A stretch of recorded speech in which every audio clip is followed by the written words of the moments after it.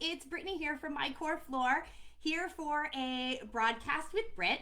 And this week in our member community, we are talking about, or we were talking about, posture and the pelvic floor. And I thought, you know what, this is a great topic to jump on and just talk with everybody about because it's a really important topic. And if you ever wondered if your posture relates to your pelvic floor function, I want you to think about a nursing home.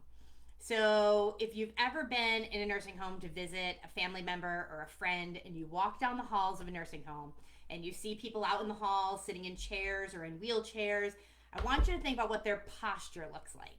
And so, I'm going to guess if the nursing homes you've been to are like the ones I've been to, most of the people you see sitting in that hallway in the nursing home are slouched down, rounded shoulders, their pelvis is rotated back, kind of stuck in this position. And so I want you to think about that, and then I want you to think about this statistic. 75%, it's estimated, of long-term residents in nursing homes are incontinent. 75%. And short-term nursing home residents, so people who maybe have like a hip replacement or a knee replacement and they're in just for a short period of time, it's estimated that close to 50% of short-term nursing home residents are also incontinent. So if you are ever in question about whether your posture could relate to your incontinence issues or a little bit of leaking or the future of leaking, you are 100% correct that your posture and your pelvic floor, they go together. There is a direct link. So I thought I'd jump on and chat for a few minutes. What's the link? Why does this bad posture lead to pelvic floor dysfunction? Well, if you've watched any of my other videos or heard me speak, or if you're in my free group and you've heard me do some chats, you know that I do a really big stress on three-dimensional mobility of the pelvis. Because if you look at the pelvis, so spine, and I'm just tipping the pelvis so you guys can look inside. If you look at the pelvis, what you'll see is that there's different muscle groups. And each of those muscle groups has fibers that move in different directions. So the fibers of the pelvic floor run forward and back. Some of them run sideways and some actually run with rotation. And so that means because those fibers run in different directions, they need your pelvis to move in different directions to really fully engage and activate to give you good pelvic floor function. So to have you be incontinent, to have you not have pelvic pain, to keep your internal organs lifted where they should be, to avoid prolapse issues. But if you're stuck in bad posture, you can't engage your pelvis in three planes of motion.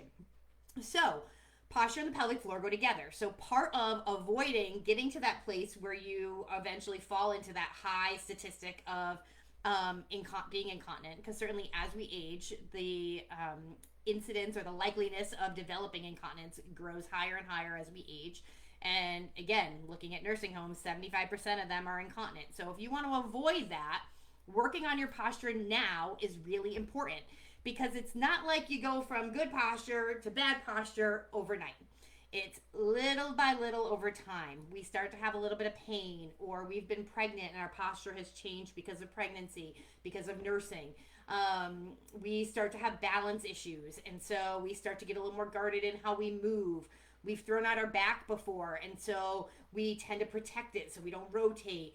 All these little things, guys, that start to build up as we age and go through life is what starts to kind of shrink us down smaller and smaller into a box that starts limiting our mobility and and starting to restrict our posture. And so that's where people start seeing that rise in pelvic floor issues and incontinence issues, and they don't always put two and two together. That their changes in movement, their changes in posture are actually part of what's leading them to worsening of symptoms of pelvic floor issues.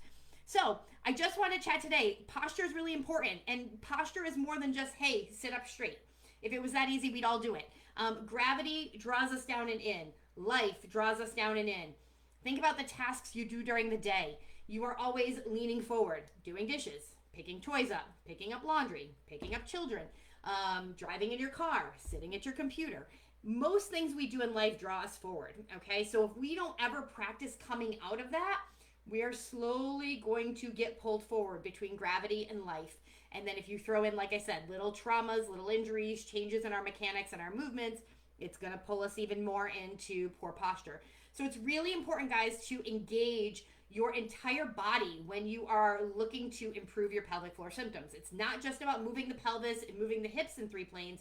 It's about moving through the core, moving through the trunk, moving through the thoracic spine, so that we are engaging all of these muscles to allow our pelvis to not get stuck in this kind of bad posturing, to allow it to continue to move. So it's a domino effect.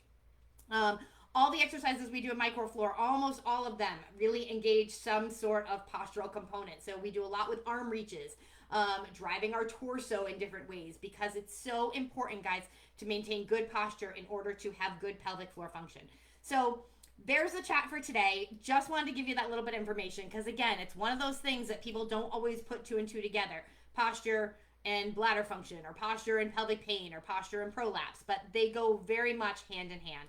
So if you're not part of our free group, come jump on in, because in there every week we are doing a free pelvic floor exercise of the week, working on posture, working on pelvic three-dimensional mobility, hip mobility, to help get you started on a path to better pelvic function.